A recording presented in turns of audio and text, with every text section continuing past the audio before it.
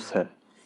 دیکھیں جی، جو جنازے سے متعلق جتنی چیزیں ہیں، خصوصاً میت کو جو دفنانے کے ساتھ ریلیٹڈ ہیں، اس میں اکثر جو ہمارے معاشرے کے اندر، سب کانٹیننٹ کے اندر رسومات ہیں، یہ بدعات ہیں۔ کچھ چیزیں سنت بھی ہیں لیکن زیادہ تر بدعات ہیں۔ یہ جتنی باتیں آپ نے گنوائی، ان میں اکا دکا چیز تو آپ سنت کہہ سکتے ہیں، باقی اس سے بھی بڑھ کر لوگ تو کفنی لکھتے ہیں باقاعدہ، یعنی وہ کئی بار ہمارے پاس بھی لوگوں نے بھیجا ہے کہ جی آپ اس کے اوپر ذرا کلمہ لکھتے ہیں، فزیکلی کلمہ کفن کے اوپر لکھواتے ہیں۔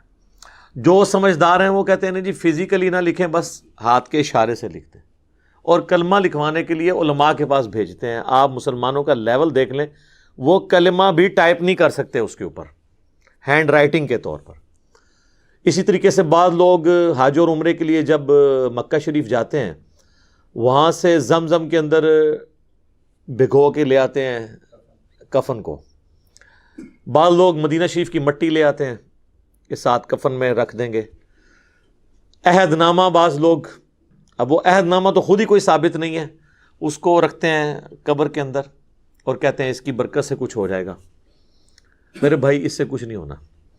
صحیح بخاری اور صحیح مسلم کی متفق علیہ حدیث ہے کہ اللہ کے محبوب صلی اللہ علیہ وآلہ وسلم نے فرمایا، انسان کے 3 دوست ہیں، قبر میں صرف ایک ہی ساتھ جاتا ہے اور وہ اس کے اعمال ہیں۔ 2 دوست باہر ہی رہ جاتے ہیں، اس کا مال اور اس کے رشتہ دار، یہ قبر سے باہر رہتے ہیں۔ لہٰذا یہ قبر میں تو ان چیزوں سے کوئی نفع ہونے والا نہیں۔ جہاں تک پھول ڈالنے کا تعلق ہے، تو پھول کی تو اصل کوئی موجود نہیں ہے۔ اس کو جس حدیث پر قیاس کیا جاتا ہے نا، وہ بھی بہت دور کا قیاس ہے۔ وہ حدیث صحیح بخاری اور صحیح مسلم دونوں کے اندر موجود ہے کہ اللہ کے محبوب صلی اللہ علیہ وآلہ وسلم ایک جگہ سے گزر رہے تھے، تو آپ رک گئے اور آپ نے فرمایا کہ ان 2 قبر والوں کو عذاب ہو رہا ہے۔ یعنی اللہ تعالیٰ نے اپنے نبی علیہ السلام کو وہ غیبی خبر دے دی، دکھا دیا، اور فرمایا کہ کسی بہت بڑی بظاہر وجہ سے نہیں، ایک شخص جو ہے وہ چغلی کھاتا تھا اور دوسرا پیشاب کے چھینٹوں سے نہیں بچتا تھا۔ پھر نبی صلی اللہ علیہ وآلہ وسلم نے اپنے مبارک ہاتھوں سے ایک درخت کی ٹہنی توڑی اور اس کے 2 ٹکڑے کر کے دونوں قبروں پر ایک ایک ٹکڑا لگا دیا، اور فرمایا کہ جب تک یہ ہری رہیں گی، یعنی یہ بریکٹ میں ہے جو اگلے الفاظ ہیں، یعنی وہ لوگ کہتے ہیں تسبیح کرتی رہیں گی، یہ بریکٹ میں ہوتے ہیں۔ اصل میں الفاظ ہیں کہ جب تک یہ سرسبز رہیں گی، ان کے عذاب میں تخفیف ہوگی۔ اب اس حدیث کے تحت بعض لوگ یہ کہتے ہیں کہ چونکہ ہری جو ٹہنیاں ہیں وہ زندگی کی علامت ہے، اور وہ زندہ چیز جب اللہ کا ذکر کرے گی تو اس کی برکت سے قبر والے کو نفع پہنچے گا۔ اب یہ سب کچھ ایکسپلینیشن ہے، اس حدیث میں یہ الفاظ نہیں ہے، اور اس ایکسپلینیشن کے ساتھ آپ اختلاف بھی کر سکتے ہیں۔ اس کی وجہ یہ ہے کہ چیز کوئی ہری ہو یا سوکھ جائے، دونوں حالتوں میں اللہ کا ذکر کرتی ہے۔ سورہ بنی اسرائیل میں آیا نا کہ کوئی ایسی چیز نہیں ہے جو اللہ کی حمد کے ساتھ اس کی تسبیح نہ کرتی ہو، مگر یہ کہ تم اس کی تسبیحات کو سمجھ نہیں سکتے۔ سورۃ الرعد میں آیا کہ یہ جو بجلی گرجتی ہے، الرعد، یہ بھی اللہ کا ذکر کرتی ہے۔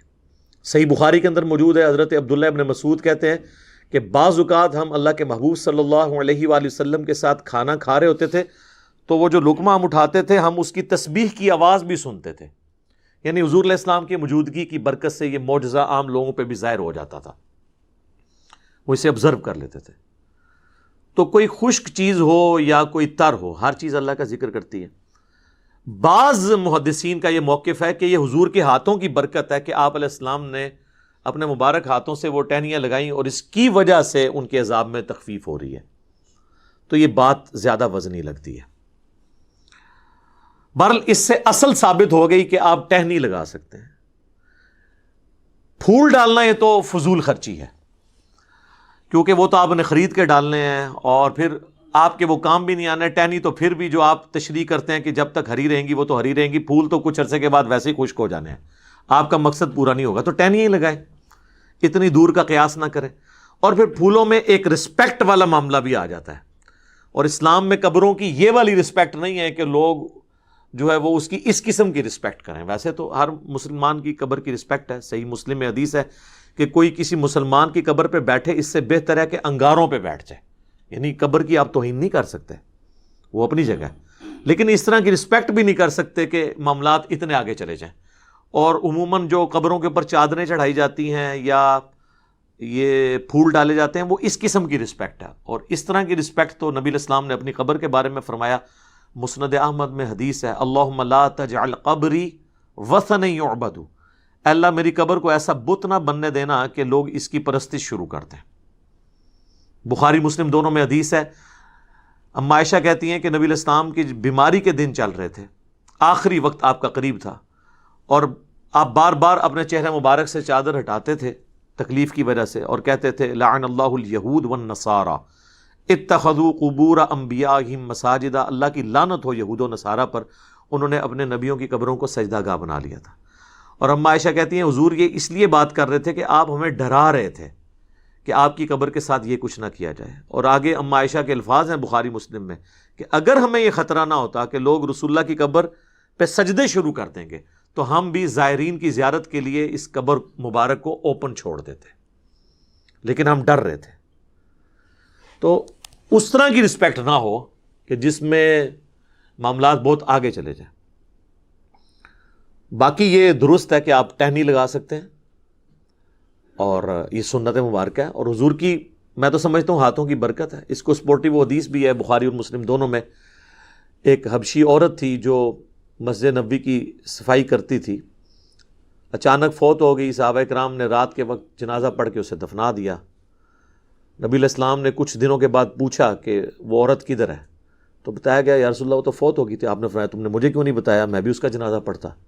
پھر آپ نے فرمایا مجھے اس کی قبر پہ لے جاؤ. حضور علیہ السلام قبر پہ لے گئے.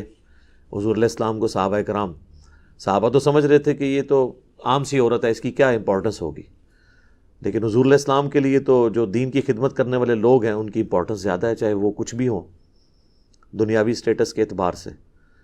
پھر نبی علیہ السلام نے اس کی قبر پہ جا کے جنازہ پڑھا، اور جب آپ واپس پلٹے تو یہ حدیث بخاری مسلم دونوں میں. مسلم کے آگے الفاظ ہیں، آپ نے فرمایا یہ قبریں اندھیروں میں ڈوبی ہوئی تھی، اللہ نے میرے جنازہ پڑھنے کی برکت سے انہیں نور سے بھر دیا ہے. تو اس سے یہ بھی پتہ چلا کہ وہ کافروں کی قبریں نہیں تھیں، کیونکہ کافر کو مرنے کے بعد نفع نہیں قبر میں پہنچ سکتا، مسلمانوں کی قبریں تھیں.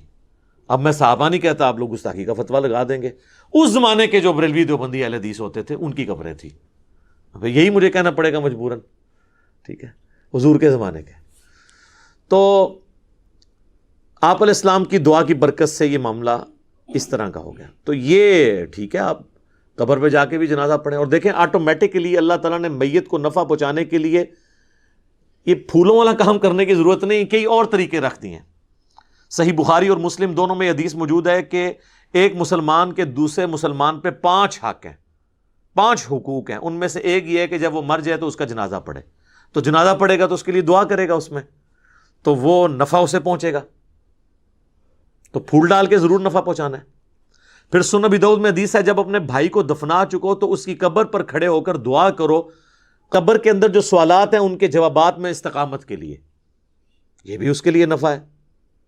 پھر اس کے بعد بھی جب آپ کبھی قبر پہ جائیں تو صحیح مسلم میں موجود ہے آپ نے قبرستان والوں کے لیے دعا کرنی ہے، السلام علیکم اہل الدیار من المؤمنین والمسلمین وَإِنَّا إِن شَاءَ اللَّهُ بِكُمْ لَلَاحِقُونَ نَسْأَلُ اللَّهَ لَنَا وَلَكُمُ الْعَافِيَةَ.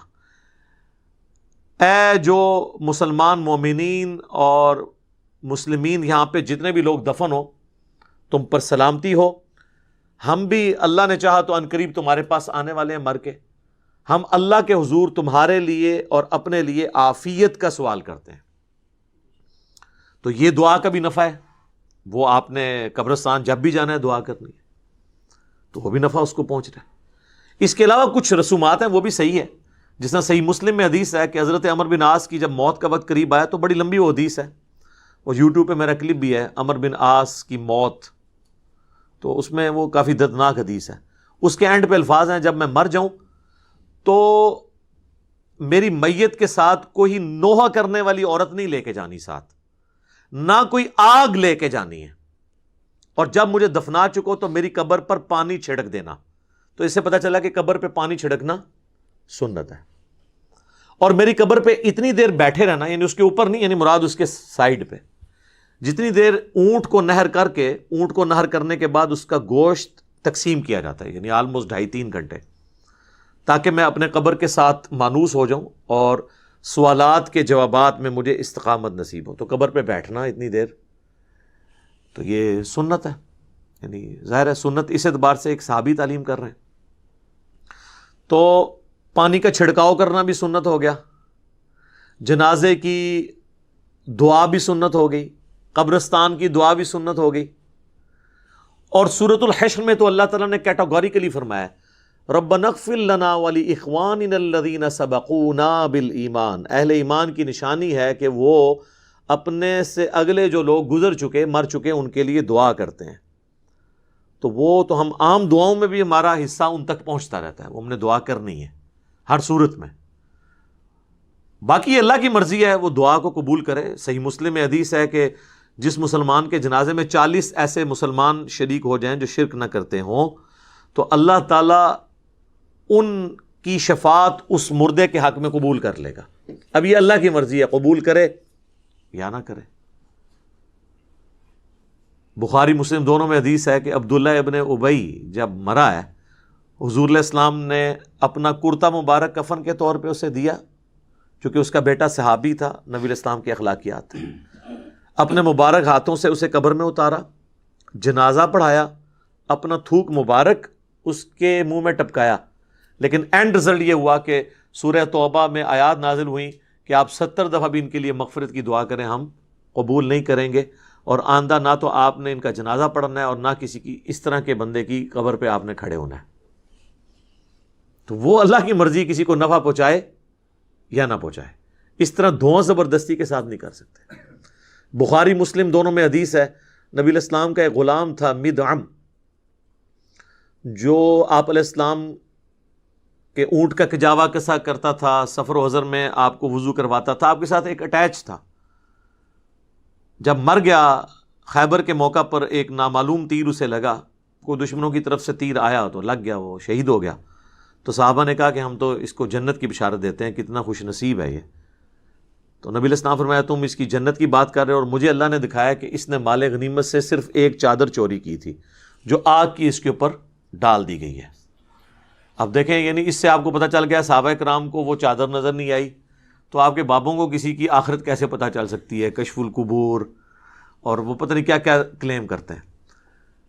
تو حدیث کے الفاظ ہیں، بعض اصحاب نے اگر کوئی ایک رسی بھی یہ سمجھ کے اٹھائی تھی کہ اس کی تو مال غنیمت میں اتنی ورتھ نہیں ہے، وہ اپنے گھر میں گئے اور واپس لا کے وہ مال غنیمت میں جمع کی کہ کہیں یہ رسی نہ آگ کی بن کے ہمارے اوپر آ جائے۔ تو اس سے اندازہ کریں کہ نبی علیہ السلام کی صحبت میں رہنے والے اگر کسی شخص سے بھی کوئی معاملہ مس ہینڈل ہوا ہے تو اللہ تعالیٰ نے تو اس کا لحاظ نہیں کیا۔ آپ لا کہتے رہیں جو کچھ بھی ہیں تیرے محبوب کی امت سے ہیں، جو محبوب کے ساتھ ڈائریکٹ اٹیچ تھے نا، ان کو بھی اپنے کیے ہوئے اعمال کا انجام بھگتنا پڑا ہے۔ باقی اللہ کی مرضی کسی کے حق میں دعا قبول کر لے، تو وہ اس قسم کی جو رسومات ہیں، وہ دعاؤں کی شکل میں جتنے معاملات ہیں وہ تو ٹھیک ہیں۔ اس طرح قبر کے اوپر چادر ڈالتے ہیں تو یہ تو کوئی ثابت نہیں ہے۔ صحیح مسلم میں حدیث ہے کہ نبی علیہ السلام کی قبر میں سرخ رنگ کی چادر بچھائی گئی تھی، آپ کے جسم مبارک اور مٹی کے درمیان، تاکہ یعنی وہ مٹی نہ لگے جسم مبارک اور کفن کو۔ تو وہ یہ جو انہوں نے ایک عقیدہ گھڑا ہوا ہے نا المحنت کے اندر، دیوبندیوں نے، بریلوی بھی مانتے ہیں کہ وہ حصہ زمین جو حضور کے ساتھ ٹچ کیے ہوئے ہے، سر کوئی حصہ زمین ٹچ نہیں کیا، وہ بیچ میں سرخ چادر ہے اور اس کے بعد کفن بھی ہے۔ تو آندہ وہ کہا کریں کہ وہ سرخ چادر اور وہ سفید کفن جو حضور کے ساتھ ٹچ ہوا ہے، اس کے بارے میں بھی کچھ چیز بنائیں۔ ہم تو انجین نہیں کریں گے، میں اس پہ بھی ایک ڈیٹیل ویڈیو بناؤں گا کچھ عرصہ صبر کرنے کے بعد انشاءاللہ تعالی، جب انہیں دیا ہوا جو ایک اللہ کی طرف سے ایک سمجھ لیں زخم خشک ہونے لگے گا، تو پھر دوبارہ سے ہم انشاءاللہ تعالی ان کے بزرگوں کے عقائد کی انجینئرنگ کریں گے قرآن و سنت کی روشنی میں۔ تو قبر کے اندر آپ چٹائی بچھا سکتے ہیں، یعنی اس کو میت کو مٹی سے بچانے کے لیے بالکل درست ہے، اور قبر کے اوپر پانی چھڑکنا مٹی کے بعد ڈالنے کے بعد یہ بالکل درست ہے۔ اور میرا خیال نہیں ہے کہ اس میں آپ کو کوئی عطر وغیرہ کی بوتل ضائع کرنے کی ضرورت ہے، اس لیول پہ جانے کی ضرورت نہیں ہے۔ پھولوں کا جہاں تک معاملہ ہے وہ تو کوئی اس طریقے سے ثابت نہیں ہے۔ اب وہ جس طریقے سے قیاس کر رہے ہیں تو وہ پھر قیاس ملٹی پلائی ہوتا جائے گا، اور مجھے اس کی کوئی لاجک سمجھ نہیں آتی، کیونکہ اس میں فضول خرچی والا عنصر بھی اور قبر کی ایک ضرورت سے زیادہ تعظیم والا معاملہ بھی آ جاتا ہے، جو اس میں فٹ ان نہیں بیٹھتا۔ خصوصاً ہمارے معاشرے کے اندر تو آپ کو پتہ ہے کہ یعنی 10 چیزیں ہوتی ہیں تو ایک بندہ آ کے صفر لگا کے اسے 100 بناتا ہے، ایک اور آ کے اسے 1000 بناتا ہے، اور ایک نہ ختم ہونے والا ایک سلسلہ شروع ہو جاتا ہے۔ یہاں ہم یہ رسک نہیں لے سکتے کہ لوگوں کو اپنے اپنے معاملات کرنے کی اجازت دیں۔ یہاں تو لوگ قبروں پہ اذانیں دے رہے ہیں، یعنی اگر قبر پہ اذان ہوتی تو نماز جنازہ سے پہلے اذان ہو جاتی نا، وہ تو نماز تھی، اس سے پہلے اذان نہیں ہوتی۔ جب نماز جنازہ سے پہلے اذان نہیں ہے تو قبر کے اوپر اذان کہاں سے؟ پھر میت کے ساتھ جاتے ہوئے وہ لا الہ الا اللہ اونچی آواز میں پڑھتے ہیں۔ آپ اگر کہہ دیں کہ یہ ثابت کیوں کہتے ہیں، آپ کلمے کو نہیں مانتے، ٹھیک ہے؟ آپ دیکھیں کہ کس کس قسم کی چیزیں ساتھ جوڑی ہوئی ہیں۔ بھئی اگر اسی چیز کے طریقے سے چیزوں کو منوانا ہے تو پھر کل کو ہم کہیں گے کہ آپ جنازے کی اذان اور عید کی اذان شروع کریں، تو یہ کہیں گے نبی علیہ السلام نے نہیں دی ہے، ثابت نہیں ہے، تو آپ کہیں پھر ہم ان کو پھر یہ کہیں گے کہ پھر آپ تو اذان کو ہی نہیں مانتے، تو یہ کیا کہیں گے کہ ہم مانتے ہیں لیکن جدھر ہے وہاں مانتے ہیں نا۔ تو سر ہم بھی وہیں پہ اذان مانتے ہیں جہاں پہ ہے، اور پھر بلکہ وہ انگلی رکھ کے، وہ فقہ حنفی کی کتابوں میں دیوبند اور بریلوی دونوں کے بزرگوں نے لکھا ہوا ہے کہ آپ انگلی رکھ کے تلقین کریں۔ وہ جو ڈاکٹر طاہر القادری صاحب کی ویڈیو بھی آئی تھی کہ پڑھ بیٹا، طاہر بیٹا پڑھ، پھر وہ کہہ رہے ہیں کہ آپ لوگ دور ہو جائیں، بھی فرشتے آنے والے ہیں یہاں پہ، ٹھیک ہے نا جی۔ تو وہ بس اس طرح سے چیزیں ان لوگوں نے بنا دی ہیں، اب کیا کیا جائے؟ اس طریقے سے کسی کو کوئی نفع نہیں پہنچایا جا سکتا زبردستی دھونس کے ساتھ۔ میت کے لیے دعا کریں، صحیح مسلم میں حدیث ہے کہ مرے ہوئے شخص کو، میت کو صرف 3 چیزوں کا ثواب پہنچتا ہے۔ نمبر 1 صدقہ جاریہ، اس نے اپنی زندگی میں کوئی ایسا کام کیا جو بعد میں بھی جاری ہے، کسی نے کوئی مسجد میں پنکھا لگوا دیا، کوئی چٹائی بچھا دی، اور وہ بعد میں بھی لوگ اس سے نفع اٹھاتے ہیں۔ قرآن ترجمے والے رکھوا دیے مسجد کے اندر۔ دوسرا فرمایا علم کی بات، جیسے امام بخاری نے صحیح بخاری لکھی، امام مسلم نے صحیح مسلم، قیامت تک لوگ اس علم سے نفع حاصل کریں گے تو امام بخاری امام مسلم کو آٹومیٹکلی ثواب مل رہا ہے۔ اور تیسرا فرمایا نیک اولاد جو اس کے لیے دعا کرتی ہے اس کا بھی ثواب ملے گا، صدقہ اور خیرات کا بھی ثواب ملتا ہے، وہ سنن نسائی میں حدیث ہیں۔ ایک پورا ایک ٹاپک ہے، میں نے اس کے اوپر ایک ڈیٹیل لیکچر ریکارڈ کروا دیا ہے، ایصال ثواب کے 10 طریقے، جس میں نے بتایا کہ اس طریقے سے آپ میت کو نفع پہنچا سکتے ہیں۔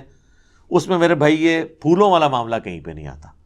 اس کے ساتھ جتنی جڑی ہوئی چیزیں وہ جان بوجھ کے میں ڈسکس کر دیتا ہوں تاکہ معاشرے کے اندر جو بدعات ہے نا وہ کلیریفائی ہو جائے، ادروائز تو جس کا جو دل کرتا ہے نا وہ اس کے ساتھ۔ ابھی تو بلکہ ایک اگلی بدعت بھی شروع ہو چکی ہے، آپ تو میت گھر میں رکھی ہوتی ہے نا، وہاں پہ بھی لوگ اس کے گرد دائرہ بنا کے تو کلمہ پڑھنا شروع کر دیتے ہیں، اور بعض اوقات اس شخص کی میت کے اوپر کلمہ اور قرآن پڑھ رہے ہوتے ہیں جس نے پوری زندگی قرآن کھول کے خود نہیں دیکھا ہوتا۔